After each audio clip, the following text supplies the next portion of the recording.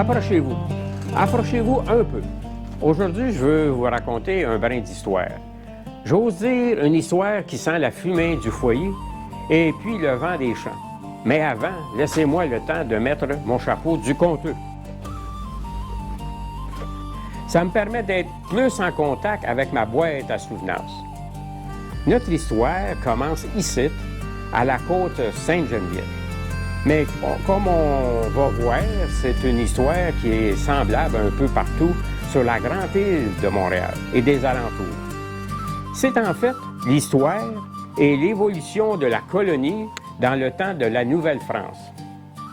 À l'environ des années 1700, la première présence permanente de l'homme blanc à l'extrémité ouest de l'île de Montréal et tout près de la côte Sainte-Geneviève, un membre de la famille Lebert, soit Jacques Lebert, sieur de Senneville, construit un fort qui sera connu comme étant le fort de Senneville.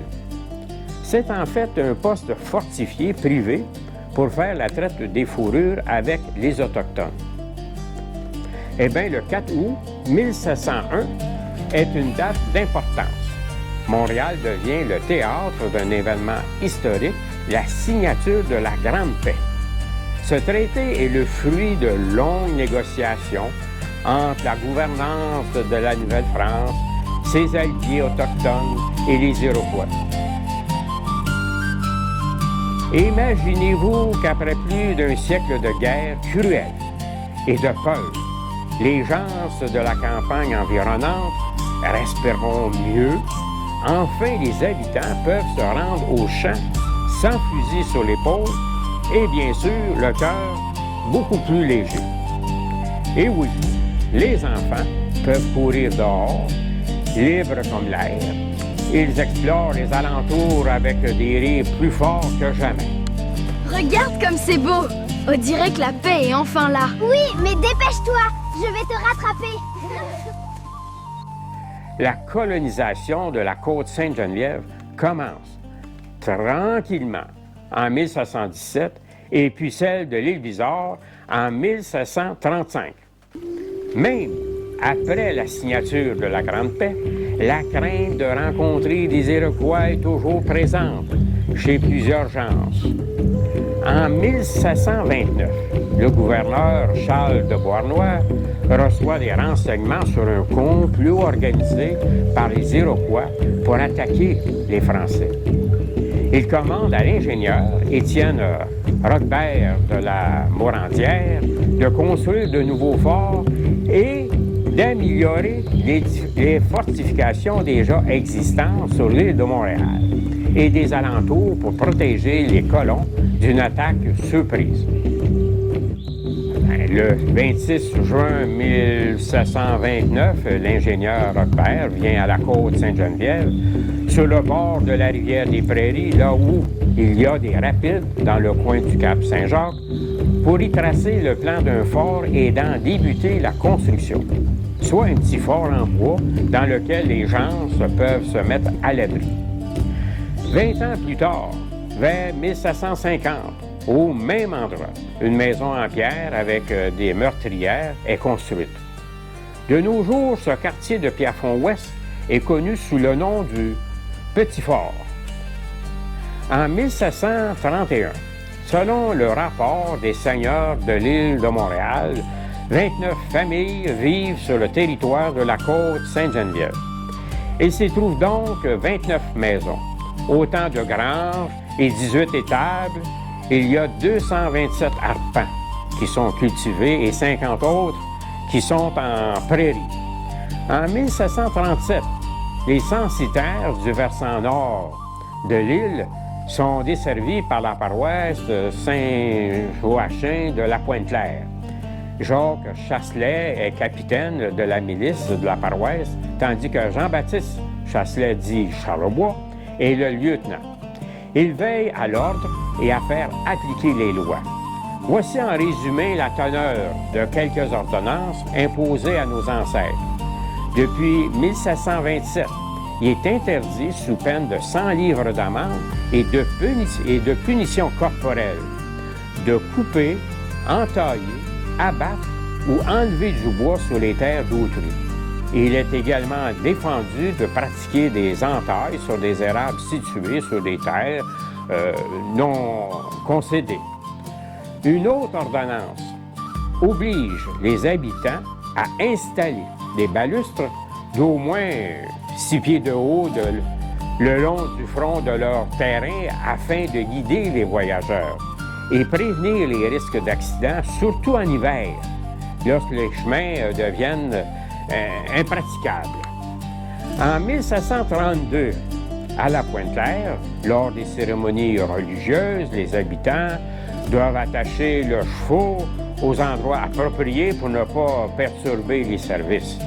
Ils doivent aussi éviter de sortir pendant le sermon du curé, de fumer ou de bavarder aux portes de l'église sous peine d'une amende je vais vous dire, de 10 sols.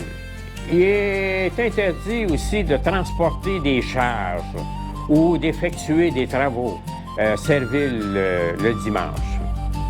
Il est également défendu de festoyer sans nécessité sous peine d'une amende de 3 livres.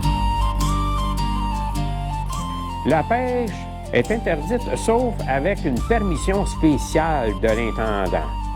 Dans les rivières autour de Montréal, la surpêche de certaines espèces comme le saumon commençait déjà à se faire sentir.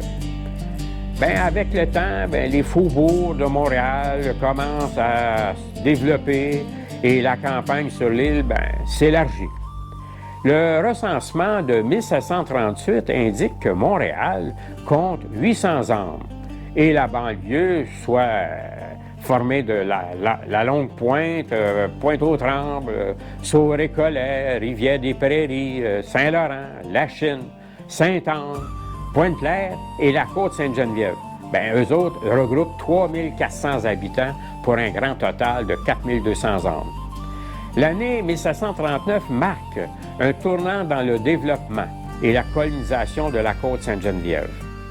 L'administration civile participe activement à l'organisation et à l'orientation des colons.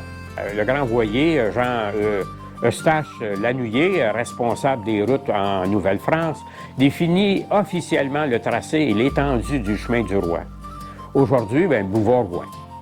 Les tracés sont aussi réalisés pour les rangs Saint-Charles, Saint-Jean et Saint-Rémy ou de nos jours des sources. De son côté, l'administration religieuse avec Monseigneur Dubreuil de Pontbriand, évêque de Québec, qui est en visite à la Pointe-Claire, convoque à une grande réunion les habitants de la Côte-Sainte-Geneviève et de l'île Bizarre.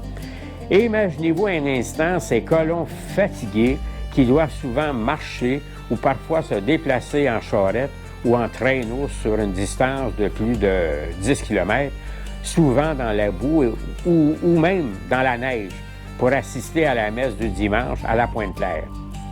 Alors, ensemble, ils décident, il faut une paroisse ici du côté du nord de l'île. Ça fait que les Sulpiciens, les seigneurs de l'île, ils fondent la paroisse Sainte-Geneviève. Toujours en 1739, les seigneurs acquièrent les terres 66 et 67.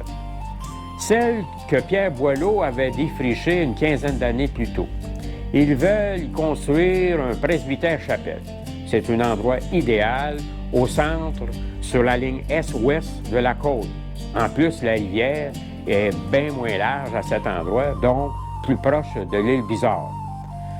À la fin de l'été, les habitants et le séminaire de Montréal unissent leurs forces pour construire le bâtiment en pierre d'une grandeur de 26 pieds par 14 pieds. En novembre, 315 livres sont accordés à l'entrepreneur Noël Cousin pour des travaux réalisés avec la collaboration des censitaires. Mais ceux durant Saint-Rémy, aujourd'hui des sources, refusent d'y collaborer sous prétexte qu'ils sont trop loin du lieu. La justice, elle, de son bord, les force à y participer. Les ornements liturgiques sont offerts par le séminaire. Un vieux tabernacle en bois provient de la Pointe-Claire, ainsi qu'un ancien confessionnal une chasuble en satin blanc, des chandeliers ainsi qu'un vieux bénitier réparé. Le jeune missionnaire de 25 ans, Antoine Faucon, sulpicien, arrive de France vers la fin du mois d'août 1739. Il est désigné à titre de vicaire à la paroisse de Saint-Joachim de Pointe-Claire et il est pressenti pour occuper la cure de la nouvelle paroisse à la côte Sainte-Geneviève, ce qui lui permet de se familiariser avec ses futurs paroissiens dont il prendra la cure vers la fin de l'automne 1740. Une fois que le presbytère chapelle, il sera prêt. Le premier jour de l'an 1741, M. Pierre-Élie Després, sulpicien lui aussi, célèbre la première messe située au grenier. Et M. Louis Normand du Faradon, supérieur des sulpiciens, en fait la bénédiction. C'est ce jour-là que le livre des registres s'ouvre pour la première fois. Le 3 janvier 1741, jour de la fête de Sainte-Geneviève, patronne de Paris, le curé Antoine Faucon officie la première grand-messe dans la chapelle.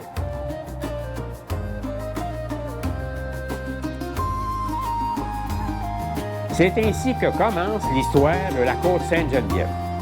Elle devient la 9e paroisse et occupe le 10e du territoire de l'île de Montréal.